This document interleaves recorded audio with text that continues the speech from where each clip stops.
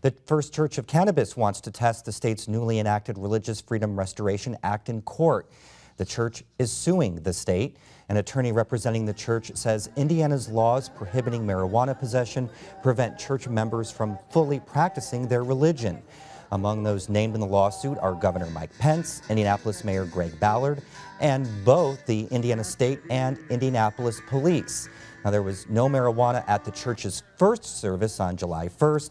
The church's founder says while the lawsuit proceeds, the church will continue its services without marijuana.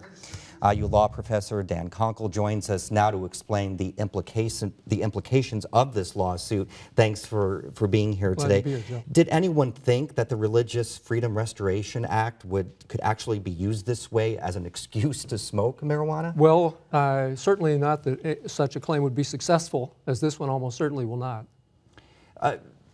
Let's go the difference between the federal law and the state law. The federal law came upon because of Native Americans saying that they smoke peyote, for religious. Yes. What's the difference between the two? Well, the key difference is, well, first, the first hurdle that the Church of Cannabis faces is that it is its burden in court to show that its use of marijuana is in fact grounded upon a sincerely held religious belief as opposed to something else, such as the desire to smoke marijuana or the desire to mock or to undermine the Religious Freedom Restoration Act.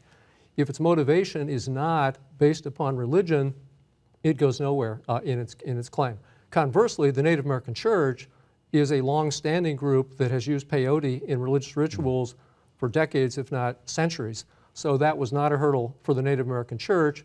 What's more, the use of peyote is a carefully circumscribed ritual of using a drug that does not have a ready, broad, illegal recreational market. Marijuana is a totally different ballgame. So what are going to be these key arguments that the church is going to have to talk about in this lawsuit? Well, again, the first thing is to show that the Church of Cannabis is indeed a religious group for purposes of the Religious Freedom Restoration Act. The church's complaint does include allegations suggesting that it does have deeply held beliefs and that it has a worldview, it has a set of tenets.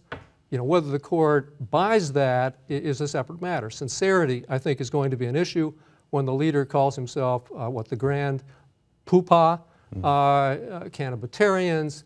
You know, if this is perceived by the court as being an attempt to mock the Religious Freedom Restoration Act or an attempt to mock conventional religion, I would not want to be the lawyer representing the Church of Cannabis. I'd much rather be on the side of the state government defendants.